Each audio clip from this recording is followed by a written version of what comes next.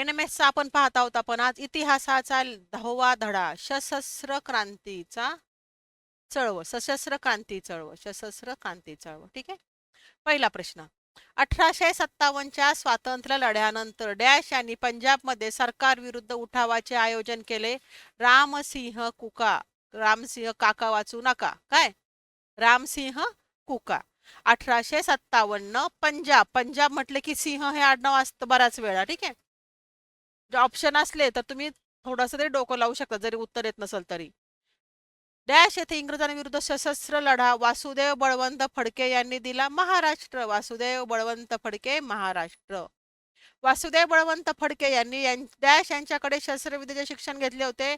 वस्तात लहुजी साळवे यांच्याकडे शस्त्रविद्येचे शिक्षण घेतले होते. वासुदेव बळवंत फडके यांनी कोणाला संघटित करून ब्रिटिश सत्तेविरुद्ध बंड पुकारले. रामोशी बांधवांना वासुदेव बळवंत फडके यांनी संघटित केले. वासुदेव बळवंत फडके यांनी ब्रिटिश सरकारने डॅश कारागृहात ठेवले. एडनच्या कारागृहात ठेवले. कुठे ठेवले? वासुदेव बळवंत फडके यांना एडनच्या कारागृहात ठेवले. पुढचा प्रश्न. 1883 मध्ये एडनच्या कारागृहात डॅश यांचा मृत्यू झाला. वासुदेव बळवंत फडके. 1883. पुढं. 1897 साली पुण्यात या रोगाची साथ आली होती. प्लेगची साथ आली होती. ते उंदराच्या पिसांमुळे व्हायचं. उंदरांचे बारीक पिस असतात त्याच्यामुळे. पिस म्हणजे पंख नाही हा, बारीक किड्यासारखा प्रकार असतो. ठीक आहे. आणि तो पसरणारा साथ होता. जसं आपलं कोरोना आला होता ना तसे हाल झाले होते या 1897 मध्ये. आयसोलेशन वगैरे सगळं प्रकार झाले होते, करावेच लागले होते. 1897 साली पुण्यात प्लेग कमिशनर कोण होते? रँड. कोण होते? 1897 पुणा आणि प्लेग लक्षात ठेवायचं. 1897 रँड प्लेग पुणा. 22 जून 1897 रोजी रँडचा खून कोणी केला? दामोदर व बाळकृष्ण चाफेकर बंधूंनी. का केला? त्यांनी काय केलं होतं? या प्लेग कमिशन म्हणून आलं ना त्यावेळेस त्यांनी चांगली वागणूक दिली नव्हती लोकांना. डॅश या एकाच घरातील 3 भावांनी देश सेवेसाठी हौतात्म्य पत्करले. दामोदर चाफेकर, बाळकृष्ण चाफेकर आणि वासुदेव चाफेकर. ठीक आहे. चाफेकर चौक आजही आहे पुण्यामध्ये. चिंचवड साईडला गेले तर तुम्हाला दिसेल तिथे. पुढचा प्रश्न. बिहारमधील मुंडा आदिवासींनी डॅश यांच्या नेतृत्वाखाली मोठा उठाव केला. बिरसा मुंडा हे नाव प्रसिद्ध आहे आदिवासींमध्ये. ठीक आहे. इंग्रजांच्या विरुद्ध त्यांनी खूप मोठा लढा दिलेला आहे. 1900 मध्ये स्वातंत्र्यवीर विनायक दामोदर सावरकर विदा सावरकर यांनी नाशिक येथे डॅश या क्रांतिकारकांची गुप्त संघटना स्थापन केली. मित्रमेळा. 1900 मध्ये मित्रमेळा. हे पहिलं 2 शून्य आले त्याचा ळ तयार झालाय हे की नाही. मित्रमेळा अशी आयडिया आहे. पुढं 1904 साली मित्रमेळा या गुप्त संघटनेला काय नाव दिले? 1904 म्हणजे 4 वर्षांनी स्थापन केली. 1900 ला 4 वर्षांनी नाव दिलं आहे अभिनव भारत. 1904 अभिनव भारत. स्वातंत्र्यवीर सावरकरांनी डॅश या प्रसिद्ध इटालियन क्रांतिकारकाचे स्फूर्तिदायी चरित्र लिहिले. जोसेफ मॅझिनी यांचे. ठीक आहे. मॅगझिन म्हणजे मासिक. चरित्र लिहिले त्यांनी. ठीक आहे. इटालियन क्रांतिकारी होता तो लक्षात घ्या.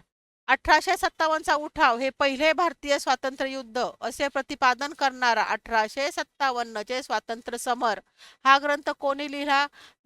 सावरकर यांनी लिहिला. विनायक दामोदर सावरकर यांना जन्मठेपेची शिक्षा कोठे झाली? अंदमानला. ठीक आहे. सावरकरांनी त्यांच्या अंदमानचे अनुभव डॅश या आत्मचरित्रामध्ये लिहून ठेवलेले आहेत. माझी जन्मठेप पुस्तक वाचण्यासारखं आहे. सावरकरांना अंदमान नंतर कोठे स्थानबद्ध केले? मग त्यांना रत्नागिरी येथे स्थानबद्ध केले. 1938 साली मुंबई येथे भरलेल्या मराठी साहित्य संमेलनाचे अध्यक्ष कोण होते? स्वातंत्र्यवीर सावरकर. हे काय आहे? मराठी साहित्य संमेलन. काय आहे? मराठी साहित्य संमेलन.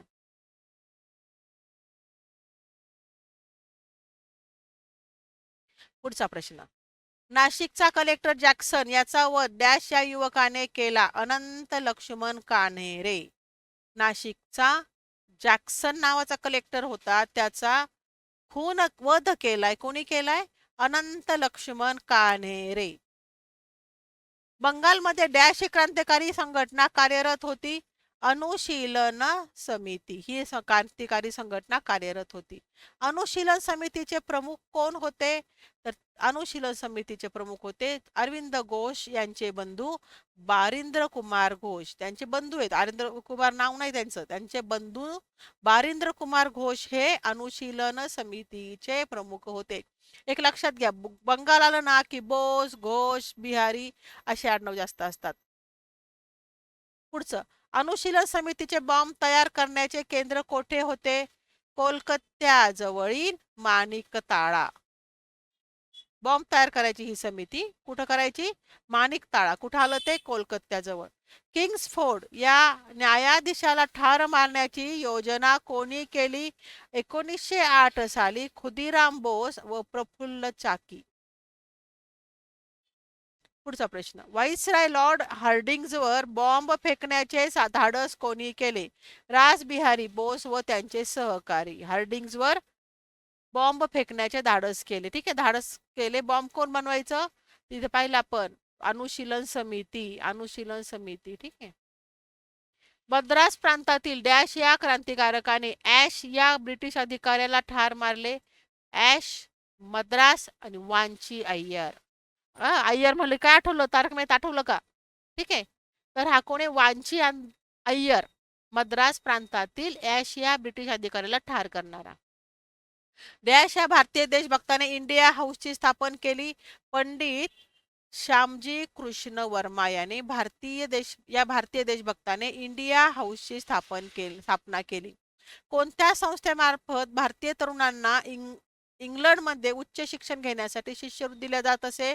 तर लंडन येथील इंडिया हाऊस की जे कोणी स्थापन केलं होतं? पंडित श्यामजी कृष्ण वर्मांनी. डॅश या जर्मनीत स्टुटगार्ड येथे भरलेल्या, कुठं भरले? स्टुटगार्ड जर्मनीतील भरलेल्या जागतिक परिषदेत भारताच्या स्वातंत्र्याचा प्रश्न उपस्थित केला. मादाम कामा. मला असं वाटतं मादाम शब्द नसून हा मॅडम असेल. काय असेल? मॅडम. मग ते इंग्लिश मधून मराठीमध्ये वाचताना मादाम होत असेल, हो की नाही? काय नक्की नाही माहिती, पण मग मी असा अंदाज लावलाय. ठीक आहे, मॅडम कामा, मादाम कामा. पुढचा प्रश्न, कोणत्या परिषदेमध्ये मादाम कामा यांनी भारताचा ध्वज फडकवला? जर्मनीत स्टुटगार्ड. जर्मनीत स्टुटगार्ड येथे जागतिक परिषद भरली होती. मादाम कामांनी भारताचा ध्वज फडकवला. कर्जन वायली या इंग्रज अधिकाऱ्याला कोणी ठार केले? कर्जन वायली, मदनलाल धिंगरा. मदनलाल धिंगरा. गदर ही संघटना कोणी स्थापन केली? गदर ही संघटना अमेरिका व कॅनडा येथील भारतीयांनी, अमेरिकेत कॅनडामध्ये जे भारतीय गेले होते शिक्षणाच्या निमित्ताने, त्यांनी गदर ही संघटना स्थापन केलेली आहे. गदर संघटनेचे प्रमुख कोण कोण होते? लाला हरदयाळ, भाई परमानंद, डॉक्टर पांडुरंग सदाशिव खानखोजे. हे कोण होते? गदर संघटनेचे प्रमुख. गदर म्हटलं सनी देओलचा पिक्चर आठवला का? सनी देओलचा पिक्चर आहे पा गदर, देशाविरुद्ध असाच आहे तो पण. गदर म्हणजे डॅश होय, गदर म्हणजे विद्रोह होय. गदर संघटनेच्या मुखपत्राचे नाव काय होते? गदर या संघटनेच्या मुखपत्राचे नाव गदरच होते. पंजाबमधील उठावाचे नेतृत्व कोणी करावे असे ठरले होते? रासबिहारी बोस आणि विष्णू गणेश पिंगळे. कोणी कोणी करायचं होतं? रासबिहारी बोस आणि विष्णू गणेश पिंगळे यांनी पंजाबमधील उठावाचे नेतृत्व करावे. पण ते माहिती पडलं आणि मग ते उठाव झाला नाही बरं का. इंग्रजांना याची कुठून तरी भनक लागली. बर्लिनमध्ये जर्मन परराष्ट्र खात्याच्या सहकार्याने कोणी ब्रिटिशाविरुद्ध योजना आखल्या? बर्लिन, जर्मन परराष्ट्र खात्याच्या सहकार्याने कोणी ब्रिटिशाविरुद्ध योजना आखल्या? वीरेंद्रनाथ चट्टोपाध्याय, भूपेन दत्त आणि हरदयाळ. वीरेंद्रनाथ चट्टोपाध्याय, भूपेन दत्त आणि हरदयाळ यांनी बर्लिनमध्ये जर्मन परराष्ट्र खात्याच्या सहकार्याने ब्रिटिश विरोधी योजना आखल्या. काबूलमध्ये स्वतंत्र भारताच्या हंगामी सरकारची स्थापना कधी झाली आहे? 1915 मध्ये. काबूलमध्ये स्वतंत्र भारताच्या हंगामी म्हणजे तात्पुरतं सरकार असतं त्या काळापुरतं, इथे जे पुढे बदलणार असतं. काबूलमध्ये स्वतंत्र भारताच्या हंगामी सरकारची स्थापना कोणी केली? महेंद्र प्रताप, बरकतुल्ला आणि ओबेदुल्ला सिंधी. महेंद्र प्रताप, बरकतुल्ला आणि ओबेदुल्ला सिंधी.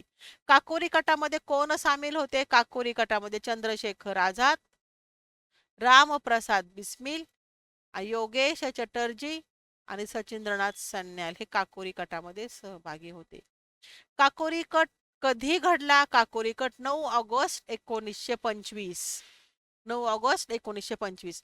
काकोरी कट कशाला म्हणतात? पहा, काकोरी कट कशाला म्हणतात तर 9 ऑगस्ट 1925 रोजी काकोरी या उत्तर प्रदेशातील रेल्वे स्टेशन जवळ रेल्वेतून नेला जाणारा ब्रिटिश सरकारचा खजिना लुटला. त्याला काकोरी कट असे म्हणतात. 9 ऑगस्ट 1925 ला कोणी कोणी होते त्याच्यामध्ये? चंद्रशेखर आझाद, रामप्रसाद बिस्मिल, योगेश चटर्जी, सचिंद्रनाथ सन्याल. ठीक आहे. यांनी काय केलंय? रेल्वे स्टेशन जवळ रेल्वेतून नेला जाणारा ब्रिटिशांचा खजिना लुटला. हिंदुस्थान सोशलिस्ट रिपब्लिकन असोसिएशन ही संघटना कोणी स्थापन केली? चंद्रशेखर आझाद, भगत सिंग, राजगुरू आणि सुखदेव. हे तीन नाव तर आपलं चांगलेच पाठ आहेत, हो की नाही? भगत सिंग, राजगुरू, सुखदेव आणि तिघांना पण फाशी दिलेलं आहे. हिंदुस्थान सोशलिस्ट रिपब्लिक असोसिएशन या संघटनेची स्थापना कोणत्या बैठकीमध्ये झाली? तर त्यांनी काय केलं होतं? दिल्लीच्या फिरोजशाह कोटला मैदानावरती झालेल्या बैठकीमध्ये हिंदुस्थान सोशलिस्ट रिपब्लिक असोसिएशन या संघटनेची स्थापना करायची ह्या बैठकीमध्ये ठरलेलं आहे. पुढचा प्रश्न.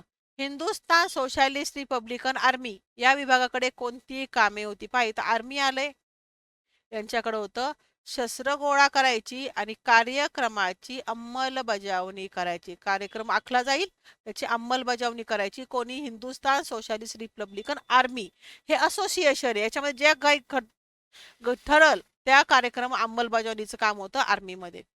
याचे प्रमुख कोण होते? चंद्रशेखर आझाद. प्रमुख कोण होते आर्मीचे? चंद्रशेखर आझाद.